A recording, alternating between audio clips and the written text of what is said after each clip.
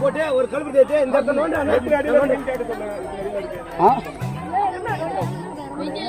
காஞ்சி போய் 5 அடிக்குள்ள கண்டா இருக்க 5 அடி தாண்டா இருக்கேன் அது எடுக்க முடியாதா?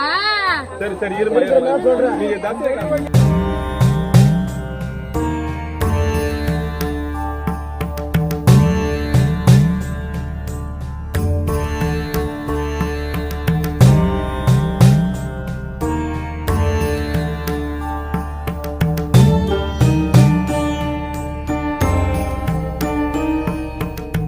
எல்லியூர் முருகா நகர்ல இருந்து பேசுறேன். முருகர் கோயில் வந்து இது பாரம்பரியமா காலங்காலமா வந்து இந்த இது வந்து முன்னோர்கள் ரெடி பண்ணி இந்த கோயிலை உருவாக்கி ரெடி பண்ணாங்க.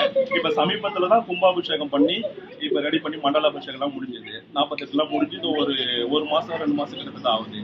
அதுல முடிஞ்ச உடனே இந்த பாப்பா வந்து எங்க வீட்டுக்கு வரவே வராது. திடீர்னு வந்து எங்க வீட்டுல நின்றுட்டு இது மாதிரி நான் ஒண்ணு சொல்லுவேன் அப்படின்னு சொல்லிச்சு.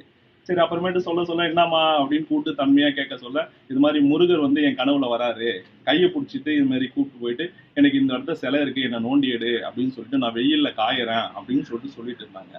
சரி எதுமா அப்படின்னு சொல்லல, இல்லைண்ணா என்னை கையை பிடிச்சி கூப்பிட்டு வந்து காமிக்கிறாருண்ணா இந்த இடத்த இருக்கு நோண்டு அப்படின்ட்டு.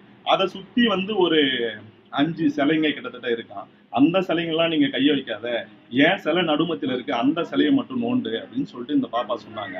வந்து சொல்ல சரிம்மா அப்படின்னு சொல்லிட்டு நாங்க ஒரு 2 பம்பக்காரை வச்சு வன்னிக்கு சொல்ல அவங்க மேல மருளாடி நேரா இட்டு போயிட்டு அந்த எண்டியூர் கொலக்கரையில நாங்க அங்கதான் காலங்காலமா வந்து எல்லா கோயிலுக்குமே அங்கதான் இருந்து நாங்க வன்னிச்சு கரகம் ஜோடிச்சு வந்து சக்தி கரகம் ஜோடிச்சு வந்து இங்கதான் ரெடி பண்ணிட்டு சாமி வீதி உலாலாம் பண்ணுவோம்.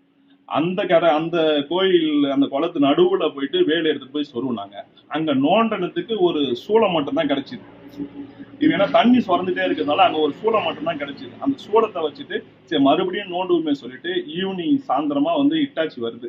வந்த உடனே நான் அதை ஃபுல்லா நோண்டி அதை வந்து அதுல என்ன இருக்கு என்ன எதுன்னு கொஞ்சம் பார்க்கலாம் அப்படின்னு சொல்லிட்டு இங்க இருக்கிற மூதாதிங்க என்ன சொல்றாங்கன்னா 4 தலைமுறையா வந்து அங்க வந்து பெருமாள் கோயில் இருந்துச்சு. அந்த பெருமாள் கோயில் தேர் வந்து அதுல போய் இறங்கிடுச்சுன்னு சொல்றாங்க. அதனால அதை வந்து மும்பரமா சரி நோண்டி தான் பார்ப்போமே அப்படின்னு சொல்லிட்டு அதை கொஞ்சம் ஸ்டெப் எடுத்து நோண்டி பார்க்கலான்னு சொல்லிட்டு இருக்கோம். இன்னைக்கு சாயந்தரம் வண்டி வருது, நாளைக்கு நோண்டலான்ட்டு இருக்கோம். பிளே ஸ்டோர் மற்றும் ஆப் ஸ்டோரில் இருந்து பாலிமர் செயலியை QR கோடு மூலம் பதிவிறக்கம் செய்யுங்கள். செய்திகளை உடனுக்குடன் பெறுங்கள்.